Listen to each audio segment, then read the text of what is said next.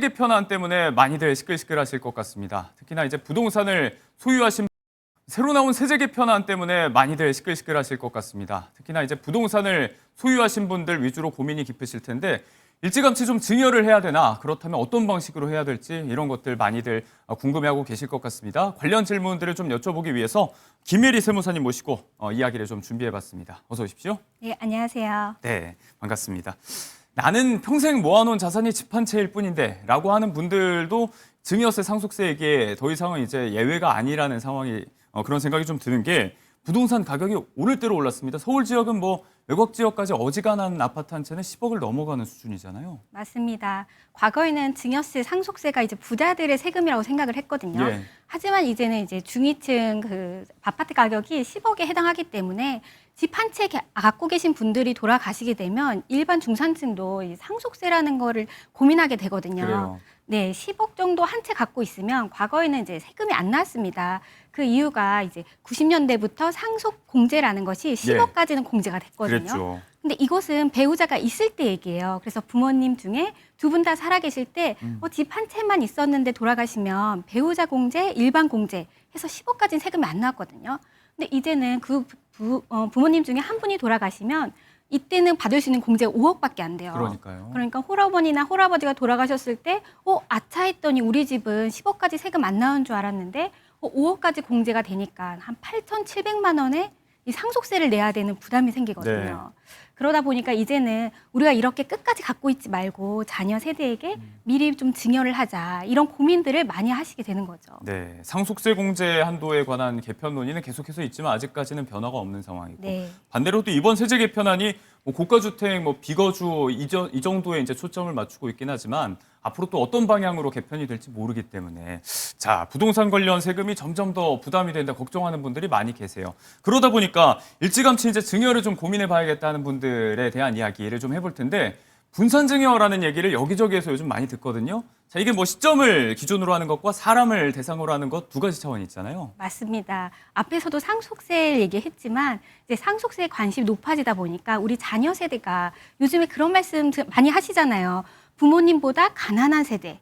그래서 우리가 주식이나 부동산으로 자산을 형성하기에는 어려운 시대다 보니까 예. 부모 세대에서 예전에는 돌아가실 때 자녀들이 그냥 내는 세금이지라고 생각했던 걸 우리 젊은 세대들이 자산 형성을 할 수 있도록 미리 증여하는 그 니즈가 많이 생겼어요. 예. 그렇다 보니까 이제 증여를 하려 보니까 아차, 증여세도 상속세율하고 똑같이 너무 높은 거예요. 그렇죠. 그래서 자녀한테 증여를 하다 보니 다 국가 세금으로 나다 보니까 증여세를 아낄 수 있는 방법이 있을까 이제 고민하는 게 거의 70대 분들이 30대 자녀들한테 많이 증여를 하시거든요. 네. 우리가 증여를 고민할 때가 자녀들이 독립할 때 그리고 결혼할 때 이 주택을 마련하려다 보니까 전세값도 사실 서울에서 네. 5억짜리 전세 구하기 쉽지 주택 않거든요. 관심이 주거에 맞춰져 있죠. 맞아요. 그때 증여를 하는데 그렇다면 이 분산 증여라는 게 사실 효과가 참 좋습니다. 말씀대로 이제 시기를 분산하는 분들이 젊은 세대층에 많아요. 요즘에 자녀가 태어날 때부터 2천만 원까지는 증여를 해도 세금이 없어요. 그러니까 태어날 때 뭐 돌잔치 할 때 통장을 하나 만들어서 주식을 하나 사줍니다. 이런 경우가 많죠. 맞아요. 그래서 미성년자들이 주식을 많이 열거든요. 계좌를 2천만 원을 증여하고요. 10년이 딱 되는 생일 다음 날 10년이 지나면 또 2천만 원 공제가 생겨요.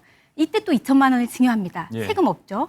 그러고 나면 이제 성년이 됐을 때 20살 되면 또 독립하잖아요. 이때 이제 독립할 때 교육비도 많이 들고 할 때도 네. 성인이 되면 5천만 원까지 또 증여를 할 수 있어요. 네.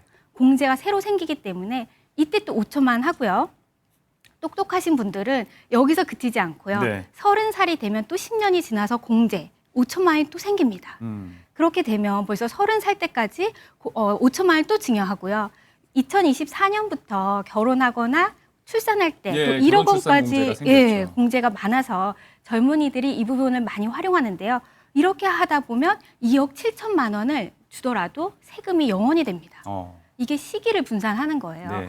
사실 우리 과거에는 우리 살기도 어렵기 때문에 미리미리 주는 게 어렵거든요. 그랬죠. 그래서 이렇게 하고 싶어도 사실 못했어요. 지금도 뭐 사실 쉬운 건 아니지만요. 맞습니다. 좀 이렇게 줄 수 있는 집이 많지 않아요. 네. 그러다 보니까 이제 받는 사람을 쪼개는 말씀대로 분산 증여를 하기 시작하는데요.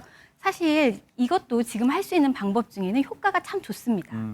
예, 분산증여라는 게 어떤 거냐면 예. 증여세율을 좀 알게 되면 좋은데요. 증여세율이 이 10%부터 50% 구간까지 있어요. 네. 근데 이거는 받는 사람 기준입니다. 이 받는 사람이 세금을 내는 건데 받는 사람을 쪼개기 하면 예. 모두 다 예를 들어 누진세율 적용받을 거를 10%씩 다 가져갈 수 있는 효과가 있거든요. 그러니까 이제 과세 표준이 분산되는 맞습니다. 그래서 이제 자녀가 이제 결혼을 하게 되면 아들도 있고 딸도 있잖아요. 하지만 그 배우자도 있습니다. 거죠. 예. 그러니까 양쪽 부모님들이 서로 증여하면 좋지만 요즘에는 뭐 아버지나 시어머니 이렇게 예. 시아버지가 며느리한테 또 증여를 하는 방법이 바로 분산 증여예요. 사실 그러니까 이제 네. 자녀에게 직접 이렇게 증여를 하는 것보다도 자녀의 배우자, 뭐 사위라든지 맞습니다. 며느리에게 분산 증여하는 것의 효과를 지금 말씀을 해주시려는 맞습니다. 거잖아요. 그렇죠. 근데 여기서 가장 좀 아쉬운 게 우리나라 증여재산 공제가 있는데 사실 사위, 며느리도 다 자식이잖아요. 근데 이제 공제 금액이 다르지 않나요? 기타 친족으로 분류가 되다 너무 보니까. 작아요. 사실 1,000만 원이에요. 예. 그리고 며느리와 사이는 이 기타 친족이라는 그룹 안에 있습니다. 사실 직계 존속과 비속은 이 혈연으로 이어진 관계예요. 그래서 아들, 손자 다 직계 비속에 해당돼서 네. 5천만 원까지 줄 수 있거든요. 법정 상속인이라고 하죠. 맞습니다. 그런데 이 며느리 사이는 주고 싶어도 1,000만 원밖에 못 주니까 1,000만 원 주면 사실 증여 분산 효과가 적지 않냐 예. 이렇게 생각하지만 예를 들어 4억 원의 주택 자금이 필요해요. 아들에게 4억 원을 증여하면 네. 한 2,700만 원을 내야 됩니다. 예, 2억 7천만 원을 내야 되는데 그런데 만약에 아들이라고 하셨으니까 며느리에게 2억을 쪼개서 분산 맞습니다. 그렇죠. 절반은 며느리한테 주는 거예요. 그러면 이 점이 어떻게 정확하게 지금 세율 네. 구간으로 해서 한번 계산을 한번 해볼까요? 맞아요. 아들에게만 4억 원을 줄 경우에는 아들이 세금을 혼자 내야 되거든요. 그래서 1억까지는 10%, 그리고 또 5억까지는 20% 세율이에요. 네. 그러면은 1억에서 5억까지는 20%, 2배의 세율을 내야 되는데 며느리에게 2억 원을 준다. 네. 그럼 며느리는 다시 10%부터 세율을 적용을 받는 거예요. 물론 이제 공제 자체는 1,000만 원으로 작긴 하지만. 맞습니다. 하지만 1억까지 10%만 낼 수 있다는 게 상당히 효과가 있거든요. 예. 그래서 20% 세율 구간을 며느리가 10%만 받을 수 있고 여기서 또 분산하는 방법이 하나 더 있어요. 요게 이제 안 그래도 좀 여쭤보고 싶었는데 예. 이게 직계존속에게 증여받는 경우 그러니까 맞습니다. 아버지 어머니나 또 할아버지 할머니에게 그렇죠. 증여받을 때는 두 분을 지금 동일인으로 합산하는데 맞아요. 장인 장모님 시부모님은 다 따로따로 보게 되는 거잖아요. 맞아요. 그 부분이 진짜 핵심인데요. 이 동일인이란 표현은 사실 증여세법에만 있습니다. 우리는 다 인별과세를 하기 때문에 예. 세법에서 이게 합치질 않는데 이 동일인이라는 거는 누진세율을 피하기 위해서 예. 한 팀이란 뜻이에요. 어머니, 아버지는 한 주머니처럼 한 팀 플레이를 할 수 있는데 시부모님은 시아버지와 시어머니, 장인, 장모는 한 팀으로 엮질 않습니다. 그래요. 그러면 각각의 세금을 10%부터 다 계산을 할 수 있기 때문에 받는 사람 입장에서 이 한 팀 플레이어 하는 것보다 훨씬 유익해요. 그렇기 때문에 장인, 장모가 며느리에게 2억 원을 각각 네. 1억 원, 1억 원씩 증여를 하게 되면 며느리 계산이 또 좀 입장에서 달라지죠. 그렇죠. 10%부터 각각 시작을 하는 또 거죠. 여기서 또 분산이 되는 거고. 맞습니다. 이렇게 되면 이렇게 생각을 하세요. 아, 며느리 사위한테 주는 게 사실 아들 주는 것보다는 마음이 네. 이거 혹시 이런 사람 이름 모르잖아요. 모르죠. 이혼할 수도 있고 어떻게 될지도 모른다 생각을 하시지만 사실 주택을 구입할 때는 부부 공동 명의로 구입하는 게 좋습니다. 양도소득세도 그렇고요. 예. 종합부동산세도 그렇고요.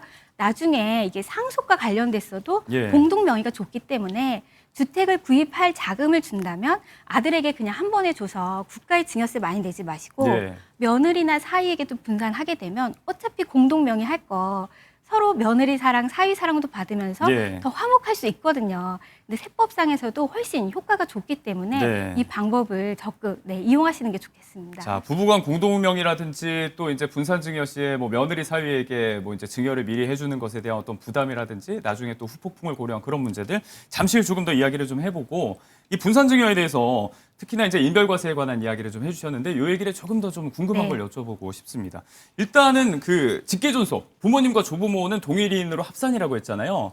근데 이 경우가 좀 예외가 있다는 게 혼인 관계에 변화가 생기면 또 맞습니다. 가능해지는 지점이 있지 않습니까? 맞습니다. 이 동일이라는 거는 우리 직계 존속이라고 해서 아버지와 어머니는 한 팀이라는 거예요. 예. 자녀에게 증여할 때 둘이 같이 합심해서 나눠서 증여할 수 있는 걸 예. 하는 걸 방지하기 위해서 한 팀을 묶었어요. 할아버지와 할머니도 한 팀인데 그렇다고 이 배우자까지만 한 팀이지 아버지나 조부가 한 팀은 아니에요. 그렇죠. 이 한 팀이라는 뜻은 받는 사람 입장에서 세율이 누진되기 때문에 불리합니다. 합산이 돼버리니까. 네. 근데 아버지가 증여를 하시고 돌아가셨어요. 그리고 나서 이후에 어머니가 증여를 하시면 예. 이제 한 팀 플레이어를 할 수가 없어요. 아, 예. 어머니가 증여하실 시점에는 네. 그렇기 때문에 이때는 합산하지 않습니다. 어. 이혼한 것도 마찬가지예요. 예. 이혼하고 나서 아버지가 주시고 이혼하고 나서 어머니가 증여하셨을 때도 이혼 전에 아버지가 주시고 맞습니다. 이후에 어머니가 주신다면 한 팀 플레이어를 할 수 없잖아요. 요거는 이제 개별 과세한다는 그렇죠. 말씀이시죠. 그래서 개별 과세를 하는 거고요. 예. 또 요즘에는 재혼 가장도 많아요. 예, 이게 궁금했어요. 사실. 맞아요. 네. 그런데 계부, 계모라는 표현을 씁니다. 법적으로는. 네, 네. 이때도 아버지가 주시고 어머니, 계모가 또 증여를 하실 때에도 한 팀 플레이어라는 그 페널티거든요. 사실 누진 세율이. 그렇죠, 예. 이걸 적용하진 않습니다. 아, 그래요? 재혼을 네. 하신 경우에도 각각 동일인으로 보진 적용해요. 않는다. 맞아요. 사실 받는 사람 입장에는 훨씬 유익하거든요. 예. 예전에는 이 재혼 과정에 대해서 5천만 원 공제도 안 해줬어요. 계모, 계부가 예. 자녀들에게 증여할 때는 네. 이 직계 존속이라고 안 보고 혈연으로 이어졌다고 안 봤는데 아. 이것도 세법에 개정돼서 2010년도부터는 네. 5천만 원 공제를 해주거든요. 이건 개정이 정말 잘 됐는데 수증자 입장에서는 다 좋은 맞습니다. 쪽으로 지금 그럼요. 개선이 된 거네요. 근데 지금 증여세율도 너무 높고 공제도 지금 너무 낮기 때문에 네. 이 공제 금액을 좀 상향해서 윗세대가 계속 갖고 있지 말고 젊은 네. 세대한테 재산을 계속 빨리 이전해 주는 것이 경제적으로 좋거든요. 네. 예, 이 부분이 이번에 개정되지 않아서 좀 아쉽습니다. 네, 뭐 한도에 관해서는 계속해서 논의가 있지만 방향 자체는 수증자를 위하는 쪽으로 계속해서 개선이 돼 왔다라는 말씀으로 정리가 될 것 같습니다. 자, 이 밖에도 절세를 다각도로 고려하시는 분들 가운데서 앞서 말씀하신 대로 이제 부동산 등을 부부 공동 명의로 소유를 한다든지 또 가족법인을 세우는 경우도 있어요. 네. 각각의 이점에 대해서 구체적으로 설명을 좀 해주시면 좋겠습니다. 맞아요. 이게 상속과 사실 관련이 돼 있어요. 상속이라는 거는 결국 돌아가실 때 세금을 많이 네. 내게 되면 국가가 배우자보다도 요즘엔 더 많이 가져간다 이런 얘기가 있거든요. 근데 가족법이라는 것은 예. 주주를 자녀로 세운 법인을 만드는 겁니다. 네. 그래서 이 법인에 증여를 하는 거예요. 앞에서도 말씀드린 며느리하고 사위한테 증여하는 것이 유익합니다라고 해도 우리나라 정서에서는 좀 이걸 망설이시거든요. 그렇죠. 이럴 때는 자녀로 주주로 둔 법인에 증여를 하세요. 하면 이게 유익한데 그 이유가 법인세율 때문입니다. 소득세율은 가장 높은 게 49.5%, 거의 예. 50%인데요. 법인세율은 27.5%고요. 보통은 22%의 세율만 돼요. 그러니까 법인에게 증여를 하면 법인 수중했기 때문에 증여세를 내는데요. 예. 법인도. 자산 수중에 대한 증여세를 내지만 이게 돌아가실 때는 5년까지만 합산이 됩니다. 법인은. 맞아요. 그래서 기타 친족에게 아니면 상속인 외의자에게 증여한 것 같은 효과가 있고요. 네. 다만 자녀가 주주일 때는 주주가 증여세를 내는 범위가 있긴 하지만 네. 이것도 개인이 내는 것보다는 그 룸이 좀 더 큽니다. 네. 1억 이상 이익이 났을 때 합산되기 때문에 자산이 많으신 분들은 사실 이 법인을 많이 이용해서 증여를 네. 하시는 방법이 많이 이루어지고 있어요. 이게 또 이점만 있는 건 아니잖아요. 법인을 세웠을 때 우리가 좀 염두에 맞습니다. 둬야 될 그런 리스크도 있을 것 같아서. 그럼요. 개인이 본인 통장에서는 돈을 찾아서 쓰기 좋은데 예. 이 법인이 증여받은 돈은 법인 사업 목적으로 써야 돼요. 임대업이라든지 부동산 매매업이라든지 네. 아니면은 금융소득을 통한 거라도 개인이 그 통장에서 마음대로 할 수 없기 때문에 네. 자유롭지 않다. 그래서 자산이 많으신 분들만 사실 이용을 하고 예. 소득이 높지 않으신 분들, 자산이 높지 않으신 분들은 사실 법인으로 이용하면 불편한 점도 많이 있습니다. 네. 이 밖에 또 부부 공동 명의로 부동산을 소유하는 등의 절세 전략도 이야기를 해봤는데 다만 이건 이번 세제 개편안에서 직접적으로 영향을 받는 부분들도 좀 있습니다. 일부 비거주 세대라든지 또 장기 거주 특별 공제로 바뀌었는데 이 한도도 이제 부부 공동 명의여도 일괄 적용이 되는데 바뀐 점에 대해서는 한번 체크를 좀 해보셔야 될 것 같습니다. 자, 조금 더 이 사람 관계에 관한 이야기로 좀 넘어가 볼 수가 있을 것 같은데 앞서도 말씀을 하셨지만 요즘은 워낙에 이혼들을 많이 하시니까 사랑하는 며느리 사위에게 증여를 했다가 혼인이 파탄난 경우에 네. 이 경우에 좀 갈등이 생기는 경우도 있을 것 같아서요. 일단 이때는 한번 줬던 재산을 돌려받을 수는 없는 거죠. 맞습니다. 이 증여라는 것은 그 고유재산이 되는 거예요. 그래서 본인의 고유재산이 됐을 때는 나중에 재산 분할하더라도 특유재산이기 때문에 돌려달라 할 수가 없습니다. 예. 만약에 돌려달라고 할 경우에는 다시 재증여가 발생해서 받는 사람이 또 증여세를 내는 이유가 있고요. 사실 예. 본인이 돌려주고 싶지 않을 때는 이거 돌려받기가 어렵죠. 그리고 또 하나는 보통 아들에게 증여를 했다가 네. 아들이 사망하는 경우도 있어요. 그러면 이 상속권은 아들에게 증여를 했기 때문에 네. 며느리나 자녀, 대습 상속이 일어납니다. 예. 따라서 이 경우에도 이거 다시 돌려주세요. 라는 말을 할 수가 없는 거죠. 이미 명의가 넘어간 증여에 대해서는 소유권이 이전됐다. 이렇게 보셔야 되겠습니다. 네, 뭐 특유 재산을 분할하는지 여부에 대해서 뭐 대표적으로 최근에 SK 최태원 회장과 노소영 관장 사례를 보면서 많이들 아셨을 것 같습니다. 이렇게 유명한 케이스 말고 실제로 접하신 케이스 가운데서 극단적인 갈등이나 불신으로 이어진 경우도 좀 있었을까요? 맞습니다. 왜냐하면 요즘에 상속이라는 게 사실 예측하기가 되게 어렵고 예. 부동산 비율이 우리 재산의 거의 90%에 상당합니다. 예. 따라서 이 증여나 상속이 일어났다가 이 가족 관계가 서로 갈등이 일어났을 때는 아버지나 어머니한테 소송을 걸거나 형제 자매 간에도 이 재산 분할에 대한 문제가 많이 돼요. 예. 제가 많이 봤던 사례로는 아버지가 오랫동안 병을 앓으셨는데 홀아버지였는데 이 병을 계속 간호해 주시던 분이 혼인신고를 하신 거예요. 이 법적 배우자라는 것이 예. 상당히 민법상 강력합니다. 따라서 법적 배우자가 된 경우에는 네. 이 재산 분할에 대해서 민법상 법정 지분율을 가져가야 돼요. 이 경우에는 자녀들이 가져가야 될 몫보다 네. 예, 혼인이 바로 이루어진 이 법적 배우자에게 더 많은 재산이 분할되기 때문에 그렇겠죠. 네, 증여나 상속에 있어서 이 재산 분할에 대한 다툼이 많이 발생하고 있습니다. 네, 뭐 이런 사례들이 비일비재하기 때문에 뭐 가족 간에 뭐 증여 상속할 때 뭐 철저히 따져야 될 것들 이런 거 좀 야박하지 않냐 싶으실 수도 있겠지만 오히려 소중한 관계를 지키기 위해서 좀 우선적으로 고려돼야 될 이야기들이란 말씀이었습니다. 끝으로 좀 오늘 분산 증여 이야기 여러 가지 차원에서 해주셨는데 해주고 싶은 말씀 한마디 간단하게 좀 네. 여쭤보겠습니다. 아마 이런 얘기 들으시면 아니 나도 살기 힘든데 뭐하러 증여를 얘기하냐고 하시겠지만 사실 증여는 선택입니다. 우리가 평생 일궈놓은 재산을 예. 국가에다가 나중에 상속세로 낼 것이냐 아니면 본인이 쓰고 싶은 대로 생전에 자녀에게 주던지 아니면 본인이 사용할 것인가에 예. 대해서는 자유입니다. 따라서 이거에 대해서는 절세할 수 있는 방법, 내가 쓰고 싶은 곳에 그 돈을 사용하고자 하는 목적에 따라서 예. 전문가의 상담을 받아서 본인이 평생 일궈오신 재산을 예. 네, 유익하게 사용하시기 바랍니다. 네, 여기까지 듣도록 하겠습니다. 김예리 세무사님 모시고 세금 이야기 좀 나눠봤습니다. 고맙습니다.